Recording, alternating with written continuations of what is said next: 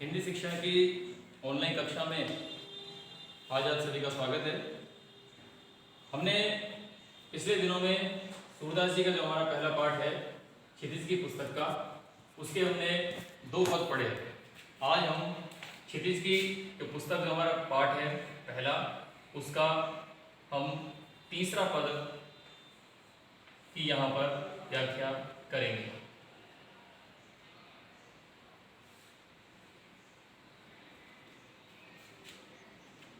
इस पद में वही कल हमने पढ़ा था भ्रमर गीत सार, उद्धव का प्रसंग हमने पढ़ा था।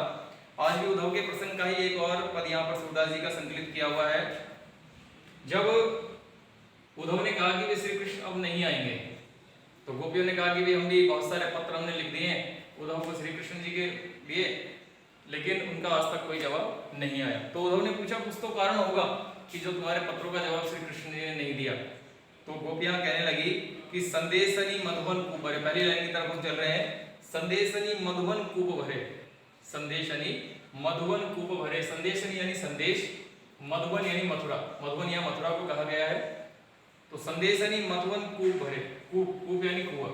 गोपियां उद्धव से कह रही है कि हमें ऐसा लगता है कि मथुरा के सारे कुएं जो हैं वो संदेशों से भर गए हैं, यानी जो हमने पत्र भेजे श्री कृष्ण के नाम, वो सारे पत्र उन्होंने मथुरा के कुओं में डाल दिए और मथुरा के कुएं जो सारे हैं उन पत्रों से भर गए।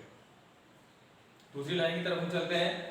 अपने तो पठवत नहीं मोहन, अर्थ देख लेते हैं हम पहले। पठवत, पठवत का अर्थ होता है भेजना। अपने तो पठवत नहीं मोहन, पठवत यानी भेजना। अपने तो पठवत नहीं मोहन, हमरे फिरी न फिरे।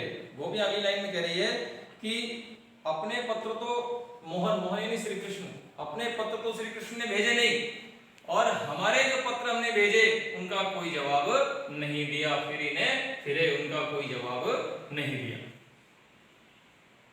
तीसरी लाइन की तरफ चलते हम। जिते पथिक पठई मधुवन को, पठई यानी भेजना, पथिक यानी यात्री। गोपियां उद्धव से कह रही है कि जितने भी यात्री मथुरा की तरफ गए, जिते पथिक पठई मधुवन को, जितने भी यात्री मथुरा की तरफ गए, बहुरी ने शोध करे, उनका किसी का भी कोई पता नहीं चला है। शोध, शोध का अर्थ होता है खोज करना। गोपियां उद्धव से कह रही है कि जितने भी यात्री मथुरा की तरफ गए, हमने सबको पत्र दिए, सबके हाथ से कृष्ण को संदेश भेजा, लेकिन उन यात्रियों का आज तक कोई पता नहीं चला। उद्धव ने कहा क्या हुआ उन यात्रियों का? तो गोपियां कहने लगी उद्धव से कि कई वही श्याम सिखाई प्रमोधे, प्रमोधे, प्रमोधे यानी वश में करना, प्रमोधे यानी वश में करना। गोपियां कह रही है कि कई वही श्याम सिखाई प्रमोदे, कि हमें ऐसा लगता है कि उनमें से कईयों को तो श्री कृष्ण ने सिखाकर अपने वश में कर लिया। गोपियां उद्धव से कह रही है कि हमें लगता है कि उनमें से कईयों को तो सिखाकर यानी शिक्षा देकर के अपनी तरफ मिला लिया, अपने वश में कर लिया। कि कहूं बीच मरे, और कई यात्री बीच रास्ते में ही मर गए, कई यात्री बीच रास्ते में ही मर गए। मथुरा का जो रास्ता था उसी रास्ते में मर गए। कागद गरे मेघ मसी फूटी, ये लाइन महत्वपूर्ण है परीक्षा की दृष्टि से कि कागद गरे मेघ मसी फूटी। कागद यानी कागज, गरे यानी गलना, मेघ यानी बरसात। अब गोपियां तरीका बता रही है उद्धव को, कारण बता रही है कि आखिर पत्रों का हुआ क्या होगा, क्यों पत्र नहीं आ रहे मथुरा से, हमारे पत्र तो जा रहे हैं लेकिन उनका जवाब क्यों नहीं आ रहा। तो गोपियों ने क्या कहा कि कागज गरे, मुझे लगता है कि मथुरा के सारे कागज बरसात में गल गए। गोपियां उद्धव से कह रही है कि मुझे लगता है कि मथुरा के सारे कागज बरसात में गल गए हैं।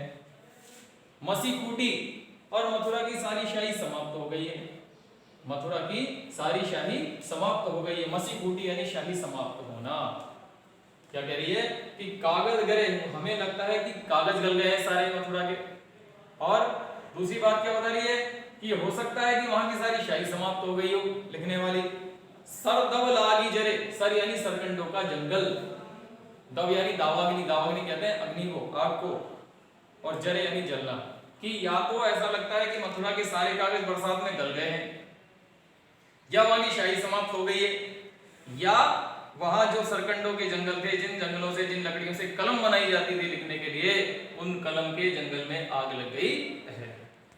सेवक सूर लिखन को आंधो, अंत में गोपियां अपनी बात, सूरदास जी गोपियों के माध्यम से अपनी बात को रख रहे हैं। क्या कह रहे हैं कि सेवक सूर लिखन को आंधियो। सूरदास जी कह रहे हैं कि हमें लगता है, गोपियां कह रही, सूरदास जी के माध्यम से कह रही है कि हमें लगता है कि जो श्री कृष्ण का पत्र लिखने वाला सेवक है वो अंधा हो गया है।